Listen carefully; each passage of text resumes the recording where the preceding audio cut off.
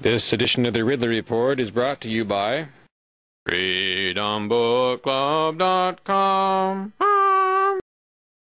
Hello, this is Ron Paul with your weekly update for July 26th.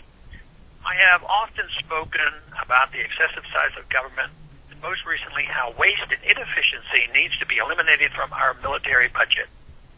Our foreign policy is not only bankrupting us, but actively creating and antagonizing enemies of the United States and compromising our national security. Spending more and adding more programs and initiatives do not improve things for us. It makes them much, much worse. This applies to more than just the military budget.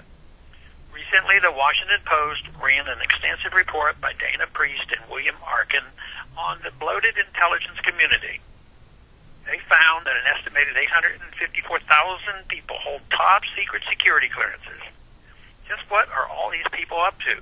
By my calculation, this is about 11,000 intelligence workers per al-Qaeda member in Afghanistan. This also begs the question, if close to 1 million people are authorized to know top secrets, how closely guarded are these secrets?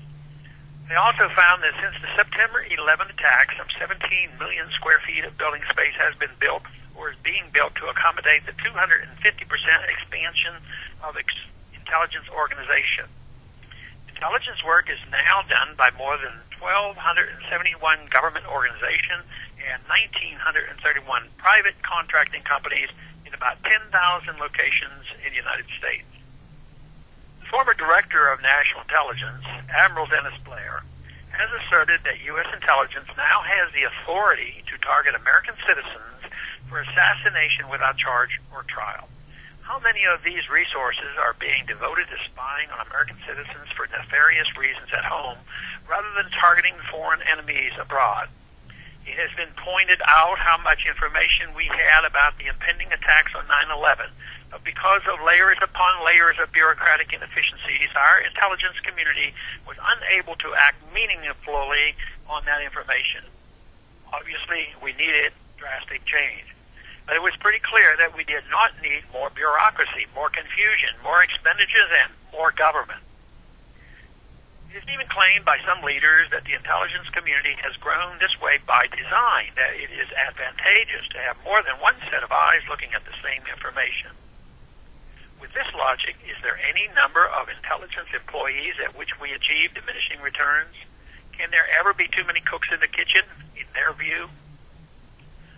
Are there any problems at all the government wouldn't attempt to solve by throwing more money at them?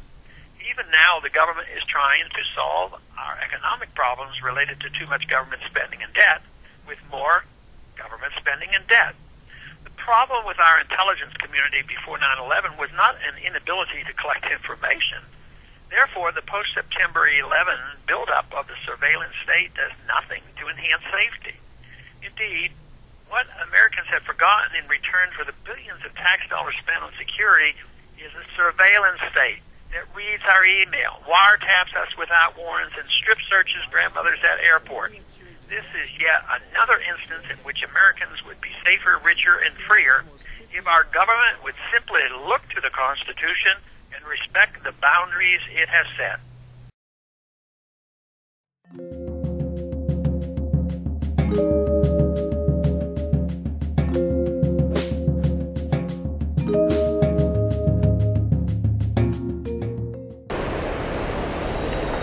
Does Oprah Winfrey's book club make you spew gnarly chunks?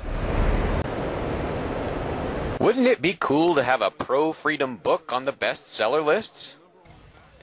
FreedomBookClub.com invites you to participate in choosing the book of the month. Visit their website, choose from 4 finalists, then purchase their book of the month. FreedomBookClub.com. Making freedom a bestseller.